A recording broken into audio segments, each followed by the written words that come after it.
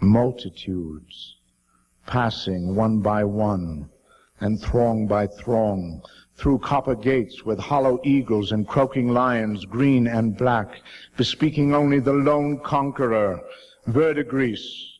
And each of the years that painted his colors spoke his scruples.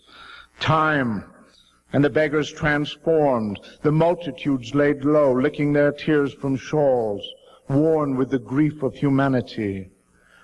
Grief and sufferance, lamentation and supplication, church and mendicant, mercy and understanding, charity and hopelessness, and fear, the great God, fear, with his sidekick, verdigris, the green rotting truth. Fear of the time and of the changes fashioned, fear of the mirror and eyes that cannot meet reflections in a blown looking glass, the color of the sky.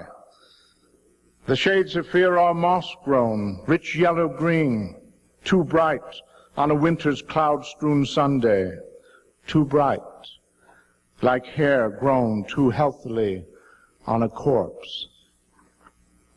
An old man's toil must end, but the wind is ceaseless, and knowledge adheres like bits of wood and stone in the endless train, the comet's tail of time. I am the wind, and on my back I carry the snow, eddying in dizzying spirals into night and nothingness. I am the wind, riding echo into the red walls of canyons.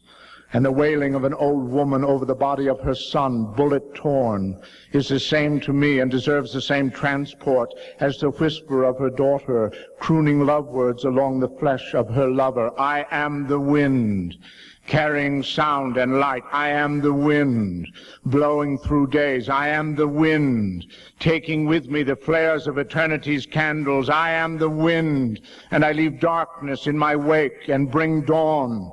And my whimsy hears not the broken supplication nor the rage-hung curse. I am the wind, sweeping a woman's hair before her and driving the man-mate after her with all of his regard locked in his hands. I am the wind, and I rip and tear at the shroud.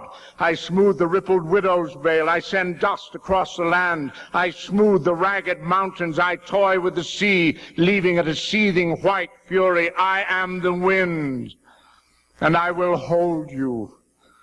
I will guide you with fingers laughing through the tall yellow grass of July. I am the wind, and I can weave myself with sunlight, bearing your agony and your adoration.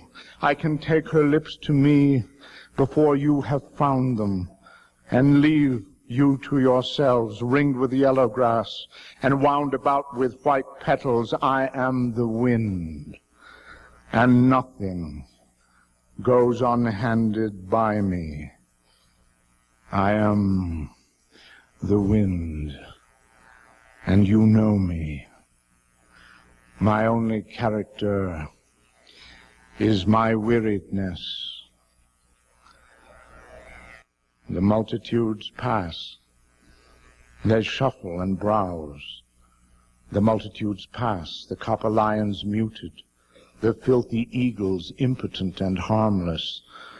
The multitudes pass, and the grass runs on, silent, multipedal, and quick-veined. The multitudes stop and pass, weep and pray, whirl in circles, onerous with compromise. The multitudes turn and step back. They turn and halt, searching the darkness.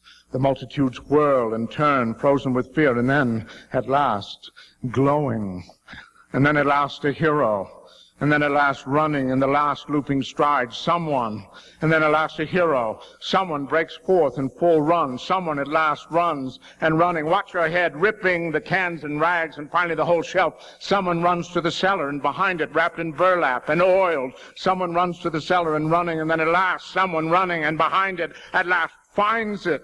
And then at last the hero comes running at last, and then at last the hero comes running, and with him there in his hand, and then at last the hero comes running, and with him comes running, and then at last the hero comes, and standing thunder proud, at last the hero, and with him cradled against him, he holds the gospel, the steel gospel, stub-nosed. And then at last the hero has come, has finally come. The hero has come, and he is all trigger finger.